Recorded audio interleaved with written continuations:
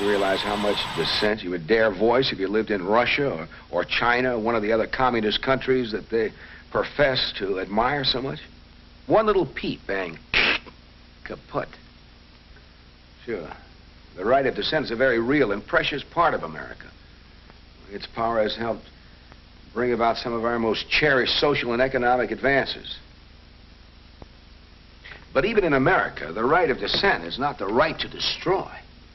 I mean, if a goal is holy, you only debase it in the eyes of the world if you stoop to unholy acts to attain it.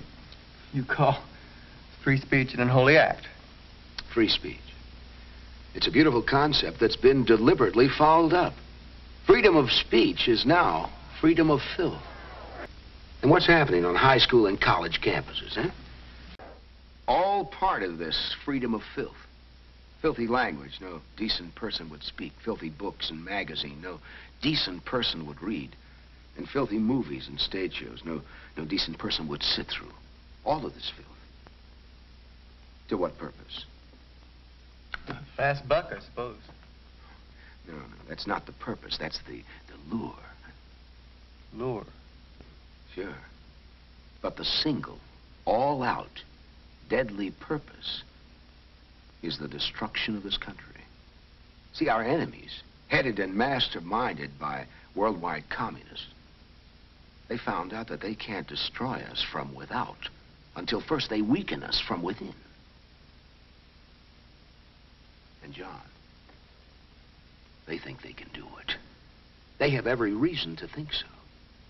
Historian Arnold Toynbee points out that's how 19 out of 21 nations have gone down the drain before us. Internal decay. The breakdown of moral, ethical, and religious principles.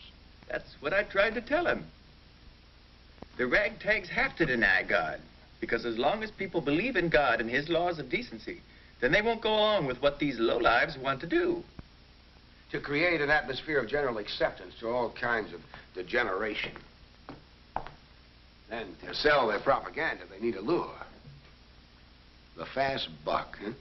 It's lure enough for certain types of publishers, producers. Then for the younger generation, the lure, of course, is free sex, you see. Because it makes light of marriage and breaks down the institution of the home quicker than anything else. Instead of love, honor, and cherish, as long as you both shall live, it's, hey, let's shack up, baby. As long as you please me sexually, or as long as you pay the bill. Or until someone else comes along that I like just as much. Oh, Doc, your bucket won't hold water. Come again? You paint free sex too black and married sex too white. But forget what I think personally, but what you think. Your own university doesn't agree with you. Here's this year's catalog. Turn to page 27. I know what it says on page 27, or rather what it doesn't say. Right. And it only took 2 years. Now, 2 years ago, the students demanded and got student representatives on various governing boards. And soon after, the rule was changed to permit men and women to room in the same dormitories. Now, this year, the Student Faculty Housing Board voted to drop the rule against cohabitation, premarital sex, and overnight visiting. So whether you like the idea or not, Doc, a lot of us guys and gals think that sleeping together because you want to is a lot better than sleeping together because you're supposed to. No matter what any of you married hypocrites may say. Oh, there are no hypocrites in this free love commune of yours, huh? Come on, get off it, John. You know, these guys are only in there to grab what they can as long as it's free, with no responsibilities on them, no protection for the girl, no commitments to each other. They know that a marriage license means a legal contract. And what's that? I'll tell you what it is. It's nothing. For years, we had a football coach here, Coach Bland. He's the reason I came here instead of state. Well, I looked up to Coach Blandon, not only as a coach, but as a man. Well, last year he signed a new 5-year contract. And this year the pros offer him something better, and bam, like a rabbit, he takes off.